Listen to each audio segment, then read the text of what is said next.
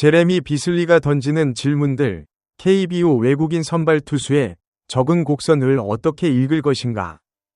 롯데 자이언츠 외국인 투수 제레미 비슬리가 시범경기 마지막 점검에서 인상적인 투구를 선보였다. 비슬리는 22일 부산 사직야구장에서 열린 2026 신한 SOL뱅크 KBO 시범경기 한화 이글스전의 선발 등판에 5이닝 79 5피안타 3탈3진 1실점으로 팀의 10에서 6대승에 이바지했다. 1. 시작점의 중요성. 그러나 그것만으로는 부족하다. KBO 리그에서 외국인 투수를 평가하는 일은 본질적으로 불확실성과의 싸움이다. 매 시즌 새롭게 유입되는 외국인 선발 투수들은 각자 다른 출발선에서 시작한다. 일부는 첫 등판부터 압도적인 9위로 리그를 장악하고, 일부는 초반의 어색함을 극복하지 못하고 시즌 중반에 팀을 떠난다. 롯데 자이언츠의 외국인 선발 제레미 비슬리는 지금 이 두 가지 경로 사이 어딘가에 위치해 있다. 2026 시범 경기에서 비슬리가 보여준 궤적은 분석적으로 흥미롭다. 첫 등판에서는 힘이 과도하게 들어갔다는 감독의 평가가 있었다. 이후 점진적으로 안정감을 찾아가는 흐름이 확인되었고, 마지막 점검 등판에서는 5이닝 79일 실점, 최고 구속 시속 153km라는 수치를 남겼다. 단순히 좋은 시범 경기 성적이 아니라 개선의 방향성이 보인다는 것이 핵심이다. 그러나 이 개선의 방향성이 정규 시즌에서도 유지될 것인가를 묻는 것은 아직 성급하다. 오히려 이 시점에서 물어야 할 질문은 다음과 같다. 비슬리가 경험하고 있는 적응의 과정은 KBO 역사 안에서 어떤 유형에 속하는가? 그리고 그 유형은 어떤 결말을 가져왔는가? 2. 힘이 과도하게 들어간 첫 등판, 반복되는 패턴의 해석. 김태형 감독의 발언 중 가장 주목할 만한 대목은 비슬리의 첫 등판에 대한 평가다. 힘이 너무 들어갔는데 조금씩 괜찮아지고 있다. 는 표현은 단순한 긴장감의 문제를 넘어 낯선 리그 환경에서 외국인 투수가 겪는 초기 적응 단계의 전형적인 증상을 묘사한다.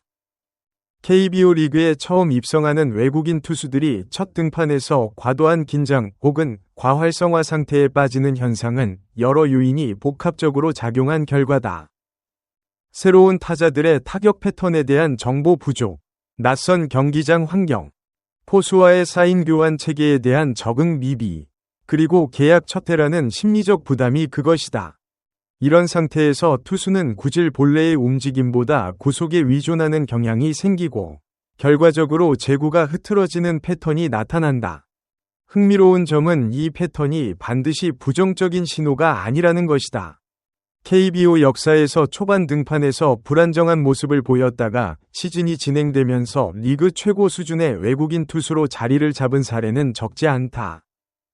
중요한 것은 불안정함의 원인이 구질의 근본적인 결함인가, 아니면 환경 적응의 문제인가를 구분하는 일이다. 비슬리의 경우 감독의 언급이 후자에 가깝다는 점에서 초반의 불안정함을 과도하게 부정적으로 해석할 이유는 없다. 반대로 초반부터 지나치게 화려한 성적을 올리는 외국인 투수가 오히려 시즌 중반 이후 급격히 무너지는 사례도 KBO에서 반복적으로 목격된다. 상대팀이 데이터를 충분히 보유하지 못한 상태에서 기록한 초반 성과는 일종의 신비감 효과일 수 있다. 이 관점에서 시범경기 단계에서 점진적인 개선 곡선을 그리는 비슬리의 궤적은 오히려 더 지속 가능한 정규 시즌 성과로 이어질 가능성을 내포한다. 3. 포수와 투수의 관계, 유강남과의 호흡이 갖는 분석적 가치. 비슬리가 경기 후 인터뷰에서 포수 유강남과의 호흡을 반복적으로 강조한 것은 표면적으로는 팀 케미스트리에 대한 언급처럼 보이지만, 더 깊이 들여다보면 외국인 투수의 성공 방정식에서 포수의 역할이 얼마나 큰 비중을 차지하는지를 시사한다. KBO에서 외국인 투수와 포수의 관계는 MLB나 NPB와는 구조적으로 다른 측면이 있다. 언어 장벽이 존재하는 상황에서 투수는 포수에게 전달해야 할 정보를 시각적 신호와 사전 약속된 패턴에 의존해야 한다. 이 과정에서 포수가 상대 타자의 약점을 정확히 파악하고 그것을 투수의 구종 레퍼토리와 연결시키는 능력을 갖고 있느냐가 성패를 크게 좌우한다. 유강남은 KBO에서 경험이 풍부한 포수로 여러 외국인 투수들과 배터리를 구성한 이력이 있다.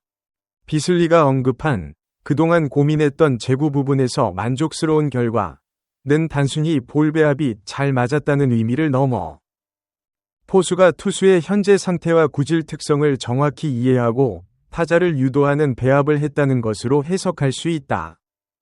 이는 투수의 개인 기량만으로는 완성될 수 없는 부분이다. 비교 차원에서 KBO 역사 속의 여러 외국인 투수 성공 사례를 살펴보면 경험 있는 주전 포수와의 시즌 초반 호흡 형성이 성과와 강한 상관관계를 보이는 경향이 있다.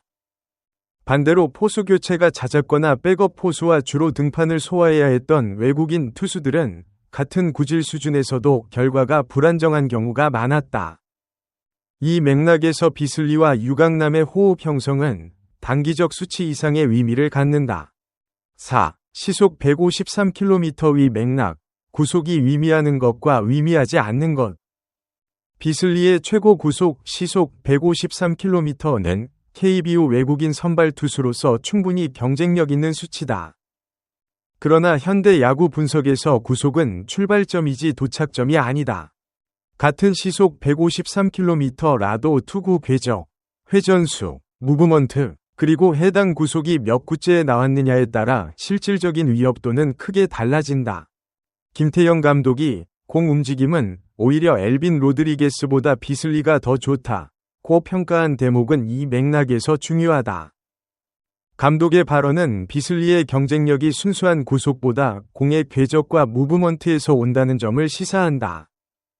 KBO 타자들이 가장 어려워하는 외국인 투수들의 공통점 중 하나는 타자의 눈앞에서 예측과 다른 방향으로 공이 움직이는 능력이다.